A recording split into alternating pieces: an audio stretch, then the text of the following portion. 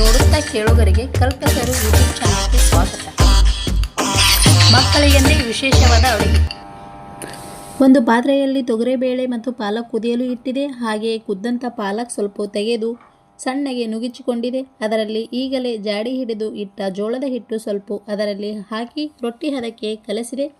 ಹಾಗೆ ಚೆನ್ನಾಗಿ ಬಿಸಿನೀರಲ್ಲಿ ತೊಳೆದುಕೊಂಡಿದ್ದ ಬೀಟ್ರೂಟ್ ಹಾಗೆ ಕಟ್ ಮಾಡಿದ ಬೀಟ್ರೂಟ್ ತುರಿದು ಕೊಂಡಿದೆ. ಅದರಲ್ಲಿ ಹಿಟ್ಟು ಹಾಕಿ ತುರಿದ ಬೀಟ್ರೂಟ್ನಲ್ಲಿ ಹಿಟ್ಟು ಹಾಕಿ ಚೆನ್ನಾಗಿ ರೊಟ್ಟಿ ಹದಕ್ಕೆ ನಾದಿಕೊಂಡಿದೆ. ಹಾಗೆ ನಾದಂಥ ಬೀಟ್ರೂಟ್ ಹಿಟ್ಟು ಕೆಂಪಾಗಿ ಬದಲಾಗಿದೆ.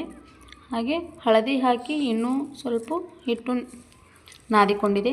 3 ಥರನಾದ ಹಿಟ್ಟು, ಹಳದಿ ಮಿಕ್ಸ್ ಮಾಡಿದ ಜೋಳದ ಹಿಟ್ಟು, ಇದು ಪಾಲಕ್ ಮಿಕ್ಸ್ ಮಾಡಿದ ಜೋಳದ ಹಿಟ್ಟು, ಇದು ಬೀಟ್ರೂಟ್ ಮಿಕ್ಸ್ ಮಾಡಿದ ಜೋಳದ ಹಿಟ್ಟು. ಮೊದಲು ಕಲರ್ ಹಾಕದೇ ಇರುವ ಜೋಳದ ಹಿಟ್ಟನ್ನು ಸರಿಯಾಗಿ ರೌಂಡಾಗಿ ಲಟ್ಟಿಸಿದ ರೊಟ್ಟಿಯನ್ನು ಒಂದು ಪ್ಲೇಟ್ ಸಹಾಯದಿಂದ ಕಟ್ ಮಾಡಿದೆ. ಅದು ಸೈಡಿಗೆ ಇಟ್ಟುಕೊಂಡು ಮತ್ತೊಂದು ಗ್ರೀನ್ ರೊಟ್ಟಿ ಲಟ್ಟಿಸಿದೆ, ಅದು ಕಟ್ ಮಾಡಿದ್ದೆ. ನೆಕ್ಸ್ಟು ಈಗಾಗಲೇ ಕಲರ್ ಹಾಕದೇ ಇರುವ ರೊಟ್ಟಿಯ ಮೇಲೆ ಗ್ರೀನ್ ರೊಟ್ಟಿಯು ಹಾಕಿದೆ, ಕಟ್ ಮಾಡಿದ್ದು. ಮತ್ತೀಗ ಹಳದಿ ರೊಟ್ಟಿ ಲಟ್ಟಿಸಿದೆ, ಅದು ಕಟ್ ಮಾಡಿದೆ. ಹಳದಿ ರೊಟ್ಟಿ ಮೇಲೆ 2 ಕಟ್ ಮಾಡಿದ ರೊಟ್ಟಿ ಹಾಕಿದೆ. ಹಾಕಿದ ಬಳಿಕ ಒಂದು ರೌಂಡ್ ಆಕಾರವಾಗಿದೆ. ಈ ಮಧ್ಯ ಕಲಿಸಿದ ಬೀಟ್ರೂಟ್ ಹಿಟ್ಟು ಮಧ್ಯೆ ಇಟ್ಟು ಮತ್ತೆ ಲಟ್ಟಿಸಿದೆ. ಚೆನ್ನಾಗಿ ಬಡೆದು ಸರಿಯಾಗಿ ತೆಳುವಾಗಿ ಲಟ್ಟಿಸಿದ ಬಳಿಕ ಮತ್ತೆ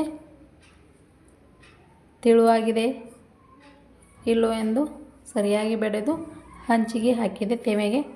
ತೆವೆಗೆ ಹಾಕಿ ಹಿಂದು ನೀರು ಹಚ್ಚಿ ಸರಿಯಾಗಿ ಬೇಯಿಸಿದ ಬಳಿಕ ರೊಟ್ಟಿ ಈ ಥರವಾಗಿ ಬಂದಿತು. ಚೆನ್ನಾಗಿ ರೊಟ್ಟಿ ಬೆಂದ ನಂತರ ಉಳಿದ ಹಿಟ್ಟು ಈ ಥರನಾಗಿ ಮಾಡಿ ಸವಿಯಲು ಸಿದ್ಧವಾಗಿದೆ.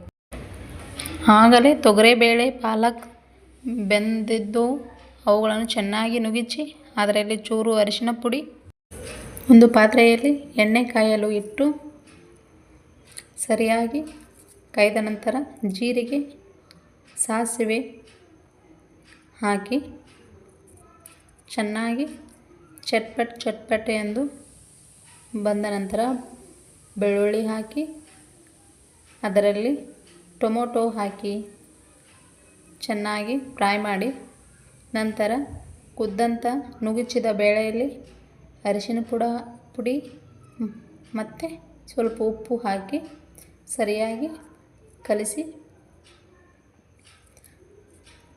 ಸಾಂಬಾರು ಬಗಾರ್ ಕೊಡಬೇಕು. ಬಗಾರ್ ಆದಮೇಲೆ ಸವಿಯಲು ಕುದ್ದ ನಂತರ ಸವಿಯಲು ಸಿದ್ಧ. ಹಾಗಾದರೆ ಇನ್ನೇಕೆ ತಡ ಮಾಡಿದರೆ ರೆಡಿ ಟು ಈಟ್ ಸೇವಿಸಿ ಮನೆಯಲ್ಲಿ ಮಾಡಿ ನೋಡಿ.